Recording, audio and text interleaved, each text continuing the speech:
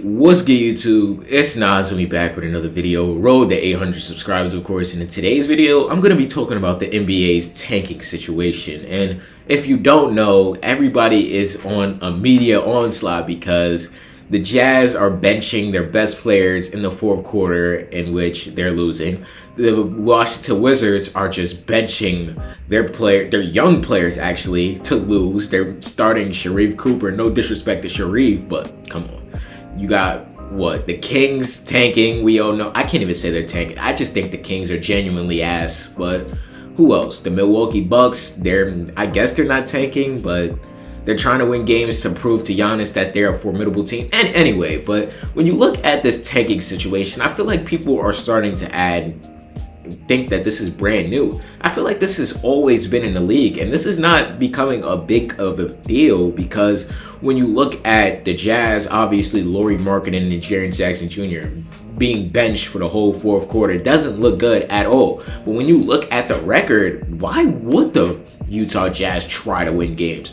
Why would they go all out for wins when they're not going to be even close to the playing point at this point of the season? It just doesn't make sense for people to be complaining about the tanking. Like, what do you want them to do? Do you want them to try and lose or try to win basketball games even though they know they're not going to obviously get good positioning? And when you look at taking away their lottery pick, like, let's say this. I saw somebody say, like, reduce the top four odds, or when you look at the bottom four teams, you look at who had a better record over the last 10 games of the season, and which that doesn't make sense because that you saying whoever goes 6-4 shows they actually genuinely tried. So what if your team is just genuinely ass and they can't win basketball games? Like, that doesn't make sense to me. And when you even look at the Indiana Pacers, I do think at the start of the season, the Indiana Pacers had hope to make the playoffs or even make the play-in without Tyrese Halliburton.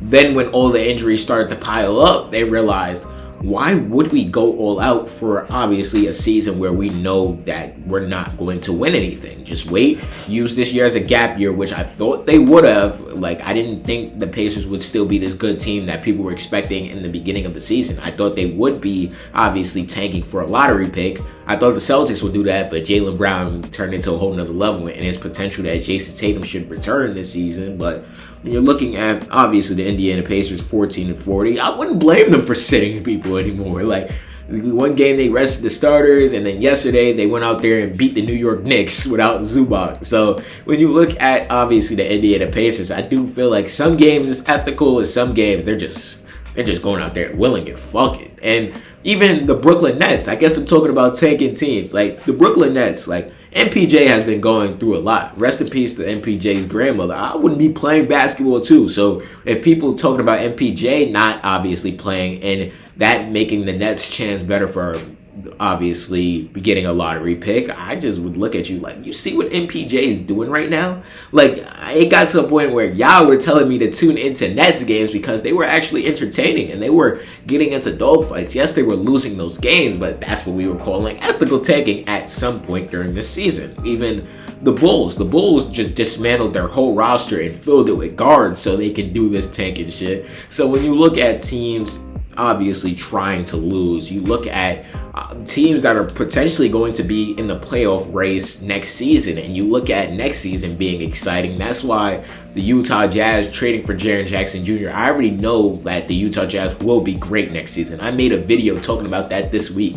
I already know AD and Trae Young were going to come back next season, or they're saying they might play a couple games this season so they can figure out their chemistry. I don't know, but when you look at obviously these teams gearing up for next season, I don't blame them. That's why I feel like when you're talking about tanking, I feel like when you look at a whole situation, right? You look at how a roster is constructed. Do you really fully expect them to go out there and win even in a bigger level? Because we know, like, even though people don't want to admit it, the NBA looks towards the future. They're going to look at if they will have a roster next season or even the season after that. And right now, the Kings are in no man's land. Let's just start there. And I'm not going to lie, watching the Sacramento Kings is some of the worst basketball I've ever seen. Like, I'm not going to lie to you. Like, it's like they got Russell Westbrook. No disrespect to Russell Westbrook. If y'all don't know, Westbrook is my favorite player. But He's the tank commander right now. Like, if he's not, even when Westbrook is not out there, aren't they on a 14-game losing streak? Like, this is the most games I saw the Kings lose. I know the Kings are historically bad, except for obviously the seasons where De'Aaron and Sabonis were going off, and then obviously them making the play-in, and then blah, blah, blah. But when you look at the Sacramento Kings, right now they are 12-43. They have the worst record in the NBA. And that goes a lot because I actually think the Kings are trying to win basketball games. They're just bad. The New Orleans Pelicans, they're literally trying to win games. They're 15-40. Like, they don't even have their draft pick next season. The Atlanta Hawks have it this season. So you know the Pelicans are trying to win games so that the Hawks don't get that good of a pick. But they're just genuinely terrible, and they have nothing they can do in that situation. Who else? The Utah Jazz, 17-37. The Dallas Mavericks, 19-34. We know at this point that they are tanking, but I can't even say they're tanking. I feel like they're just trying to see what they have with Cooper Flag. They're giving him the ball. I don't think Kyrie Irving will return this season. I do think he will be back next season, but this season I do think Coop will have the ball in his hands, and this will prepare him for next season when probably they go on another stretch of games where they rebuild. And I do think this Mavs rebuild will take 2 to 3 years, depending on Cooper Flag's trajectory and what draft pick they end up getting next season. The Memphis Grizzlies, who are 20-32, who aren't playing Ja Morant, I'm pretty sure, for the rest of this season. The Los Angeles Clippers, them starting out horrible. Like, I talked about how the Clippers didn't have a chance. Then Kawhi Leonard turns back the clock. He goes MVP mode, and now they're in the play-in. They're 10th seed. Like, they're right behind the Portland Trailblazers, who are 26-28 right now. Right behind the Golden State Warriors, who are 29-25. So a slight losing streak from the Golden State Warriors, a slight losing streak from the Portland Trailblazers, and Kawhi has one of his accomplishments, dragging this team to the 8th seed. They don't do anything to the Oklahoma City Thunder though, but when you look at obviously an accomplishment for Kawhi Leonard, that will go up there. But I do think taking, like, let's say this, like, if you don't want to watch the Wizards versus the Bucks on national television without Giannis Antetokounmpo, just don't watch it, because I do feel like even with Giannis out there, they are a horrible team. They're a horrible watch. When Giannis goes to the bench, everything turns into shit. So what are you even doing in this situation where you know you want to win basketball games, but you just can't?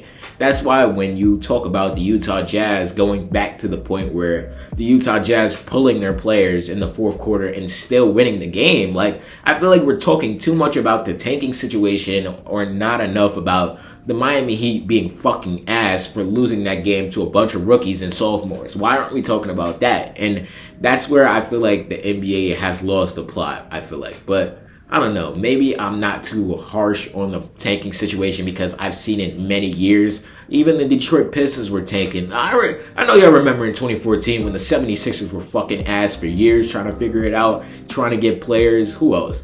Who else could come to mind? Damn, I can't really think. The Cleveland Cavaliers, they were tanking at some point during these seasons, but I don't know. Y'all probably remember better than me. Y'all let me know down below how y'all feel about the tanking situation. Subscribe. What's good, y'all? If y'all made it to the end of the video, I hope you guys enjoyed this video. And there's a video right here. I'm pretty sure you're gonna like it if you like this one. And the channel icon's right there if you want to just check out the channel in general. And yeah, leave a like too, because it really helps the algorithm push me out. And yeah, I appreciate y'all for watching this video nonetheless.